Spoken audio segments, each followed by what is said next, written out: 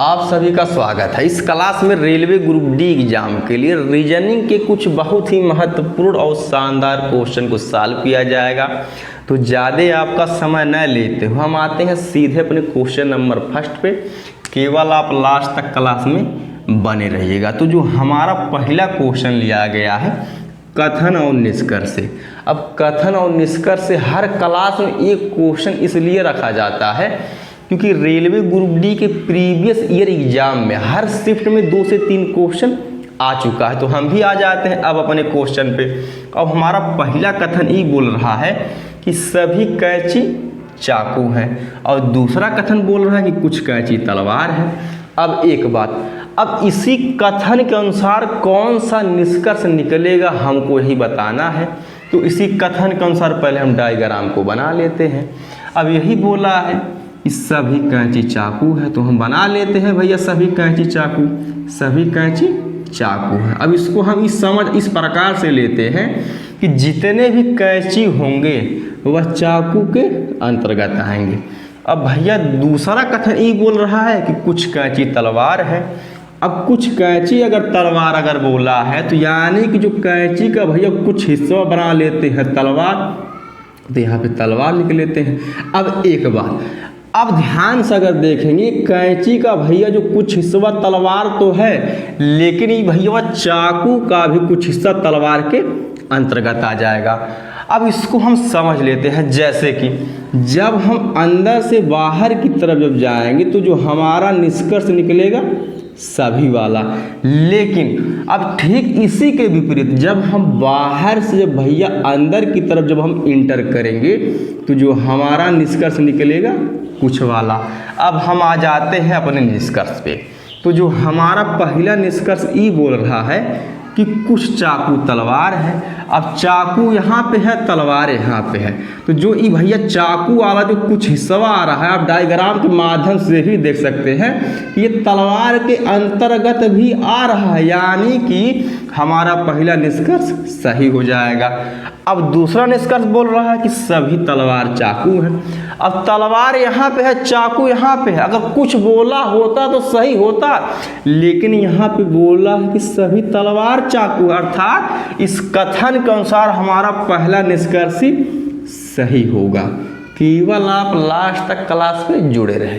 अब हम आ जाते हैं अपने नेक्स्ट क्वेश्चन पे। तो जो हमारा नेक्स्ट क्वेश्चन दिया गया है, इनमें से भिन्न कौन है, अर्थात कहने का मतलब है कि इन 4 विकल्पों में से कोई विकल्प एक ऐसा होगा जो अलग होगा, और अगर अलग होगा तो वही हमारा आंसर हो जाएगा।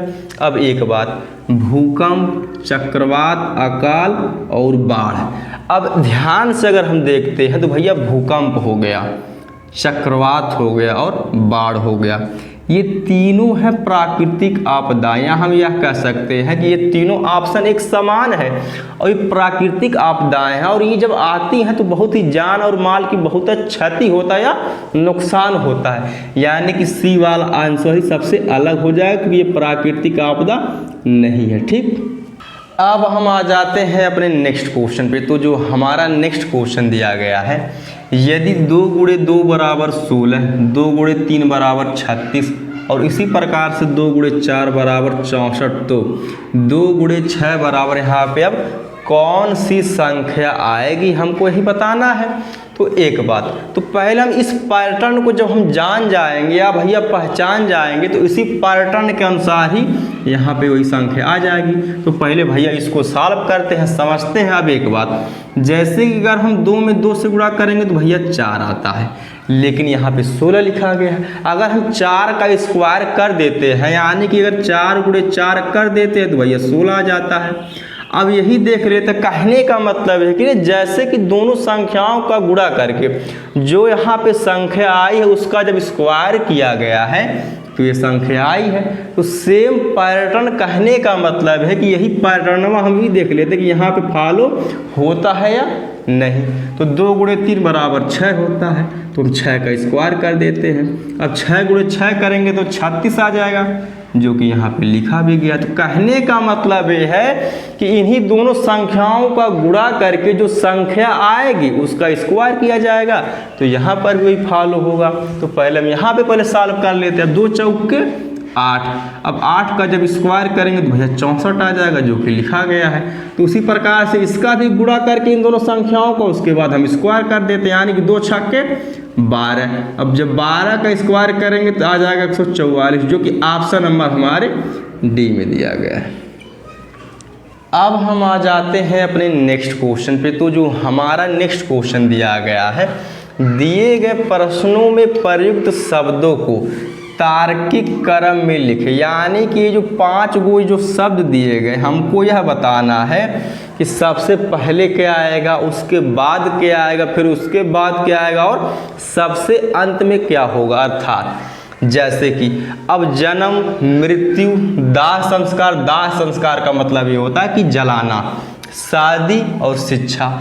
तो इनमें सबसे पहला फर्स्ट वाला, यानी कि पहले भैया जन्म होगा, यानी कि पहले जन्म होगा, और जन्म के बाद भैया उसके बाद शिक्षा आएगा, यानी कि 5वां।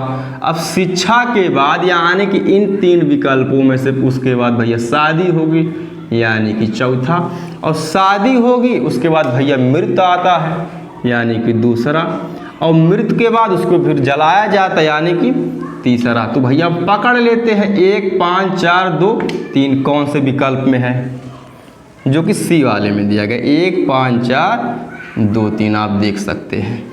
अब हम आ जाते हैं अपने नेक्स्ट क्वेश्चन पे। तो जो हमारा नेक्स्ट क्वेश्चन दिया गया है, अब यहाँ पे जिस प्रकार 625 का संबंध 25 से है, उसी प्रकार से हमको यह बताना है कि 225 का संबंध किस संख्या से होगा। अगर हम ध्यान से अगर देखेंगे तो ये जो 625 है भैया, ये 25 का ही स्क्वायर लिखा गया है। तो सेम प्रोसेस भैया यहाँ पर भी अपना लेते हैं। अर्थात अब 225 की संख्या का स्क्वायर होगा, यानी कि 15 का, अर्थात 15 गुणे 15 कर देंगे तो 225 आ जाएगा, जो कि ऑप्शन नंबर हमारे दिया गया है डी में। इस क्लास का लास्ट क्वेश्चन है। आपसे एक रिक्वेस्ट है, कम से कम क्लास को लाइक, शेयर, सब्सक्राइब करते रहे और कमेंट करके बताएं कि क्लास आपको लगी कैसी। धन्यवाद।